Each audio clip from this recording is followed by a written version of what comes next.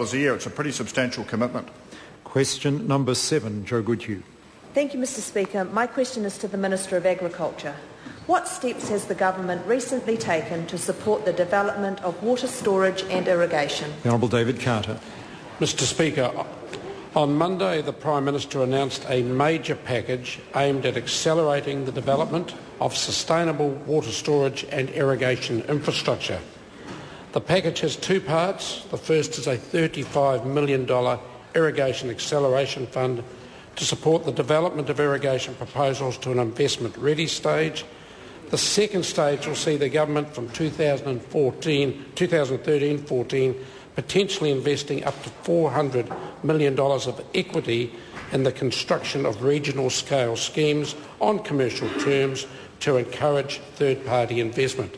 Mr Speaker, this is a very significant package and sends a strong message that this government is serious about progressing water storage because it makes good economic and environmental sense. Joe Goodhew. What benefits does the government expect to see from this increased support for irrigation? The Honourable David Carter. Mr Speaker, developing irrigation has huge potential to unlock economic growth and to get our tradable sectors growing strongly again, while at the same time reducing the environmental pressures on our aquifers. NZIER research suggests that the package could support 340,000 hectares of new irrigation, boosting New Zealand's exports by $1.4 billion over the next 7 years and by $4 billion by 2026. This is not about irrigation at any cost, but it's about taking a balanced view to deliver economic growth and environmental sustainability. Joe Goodhew. Thank you, Mr Speaker. What feedback has he seen on the government's recently announced water storage package? The Honourable David Carter. Mr Speaker, the package has received a number of endorsements. Horticulture New Zealand, for instance, has said it's good news for horticulture's long-term productivity. Hawke's Bay Regional Council has described it as, quote, welcome news for the region and a valuable step towards future economic development in the Bay.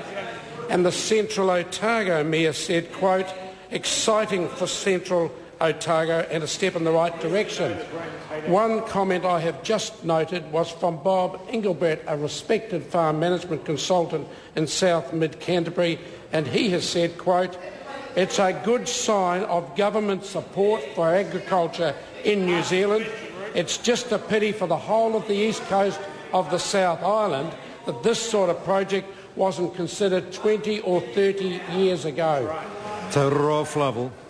Mr Speaker, kia ora tātou. To the Minister, how will iwi co-management arrangements such as those to do with the Waikato River be impacted by the steps taken by government to support the development of water storage and irrigation? The Honourable David Carter. Mr Speaker, existing commitments will not be affected, and any irrigation schemes will of course respect and recognise the vital role of Māori. In addition, the government's support for water storage offers an exciting economic development opportunity for iwi, both as major holders of agricultural land and as investors in the schemes. Question number 8, the Honourable Clayton Cosgrove.